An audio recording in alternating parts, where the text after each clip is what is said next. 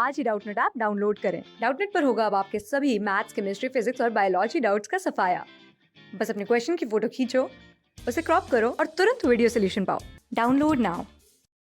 सवाल यहाँ पे कह रहा है ideal contraceptive for the females who want to delay pregnancy is, यानी कि आइडियल कॉन्ट्रासेप्टिव यानी कि ऐसी कॉन्ट्रासेप्टिव मेथड को, कॉन्ट्रासेप्टिव मेथड क्या होता है यानी कि जिसके थ्रू हम बर्थ को कंट्रोल करते हैं। हाँ जी, बर्थ को कंट्रोल करने वाले मेथड्स को कॉन्ट्रासेप्टिव बोला जाता है। तो ऐसा कौन सा आइडियल मेरा मेथड है बर्थ कंट्रोल का जो हमारी फीमेल्स ऑप्ट कर सकती हैं जिनको प्रेगनेंसी जो है वो डिले करनी है, तो मुझे उसके बारे में बात करनी है। बात करूँ यहाँ पे जो मेरा आइडियल कॉन्ट्रासेप्टिव मेथड होता है वो होता है मेरा IUDs। हाँ जी, IUDs मेरे एक आइडियल कॉन्ट्रासेप्टिव मेथड होता है। इसकी फुल फॉर्म क्या होती है, इसको बोला जाता है इंट्रा यूटेराइन डिवाइसेस। हाँ जी, यानी कि हमारी ये ऐसी डिवाइसेस होती हैं जिनको फीमेल का जो रिप्रोडक्टिव पार्ट होता है उसके अंदर ही एक हमें पार्ट देखने को मिलता है जिसको बोला जाता है यूट्रस। तो इसको हम यूट्रस के अंदर प्लेस कर देते हैं।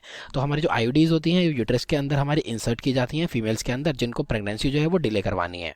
अब मुझे बात करनी है यूट्रस के अंदर ये आखिरकार कैसे काम करता है, तो बता देता हूँ। बेसिकली हमारे पास जो IUDs होती हैं वो हमारी 3 टाइप की देखने को मिलती हैं।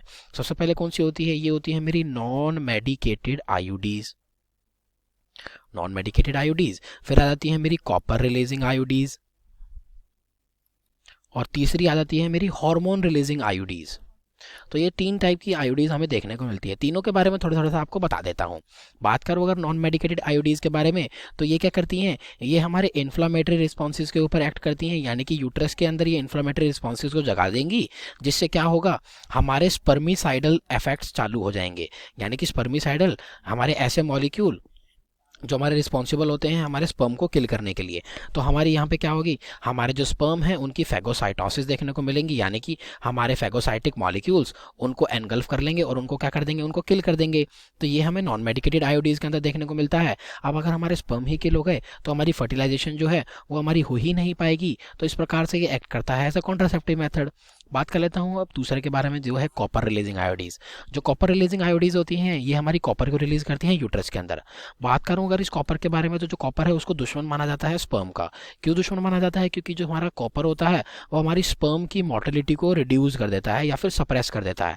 मोटिलिटी क्या होती है, मोटिलिटी होती है हमारी मूवमेंट, यानी कि हमारी किस मूवमेंट की वजह से हमारा जो स्पर्म है वो तैरता हुआ पहुंचता है हमारे ओवम तक। लेकिन जो हमारा कॉपर है वो इसकी मोटिलिटी को ही खत्म कर देता है, सप्रेस कर देता है, जिससे हमारे ओवम तक नहीं रीच कर पाता है।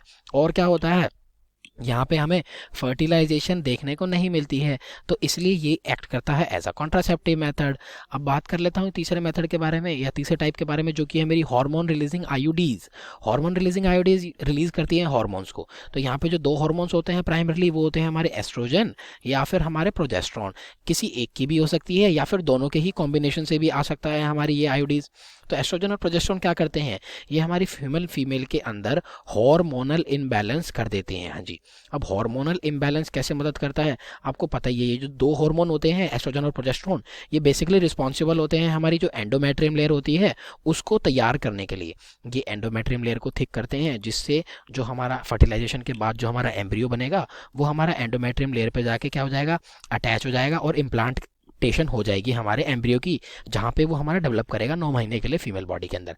लेकिन होता क्या है, जो हमारे एस्ट्रोजन और प्रोजेस्टेरॉन होते हैं वो हार्मोनल इम्बैलेंस कर देते हैं IUDs, और हमारी जो एंडोमेट्रियम लेयर होती है वो हो जाती है हमारी अनसूटेबल। इसके ऊपर इम्प्लांटेशन ही नहीं हो पाती है। इम्प्लांटेशन यानी कि एम्ब्रियो जो है वो हमारा यूट्रस की वॉल से नहीं स्टिक कर पाता है डेवलपमेंट के लिए। इस प्रकार से हमारे जो फर्टिलाइजेशन का प्रोसेस होता है वो हमारा कंप्लीटली सक्सेसफुल नहीं रह पाता है। तो ये एक्ट करती है एज अ कॉन्ट्रासेप्टिव। तो ये तो मैंने बात कर ली यहाँ पे 3 टाइप की IUDs के बारे में जो कि एक्ट करती हैं as a ideal contraceptive. Thank you. Class 6 से 12 से लेके नीट, IIT, JEE मेंस और एडवांस के लेवल तक 10 मिलियन से ज्यादा स्टूडेंट्स का भरोसा। आज ही डाउनलोड करें डाउटनेट ऐप या व्हाट्सएप कीजिए अपने डाउट्स 8400 400 400 पर।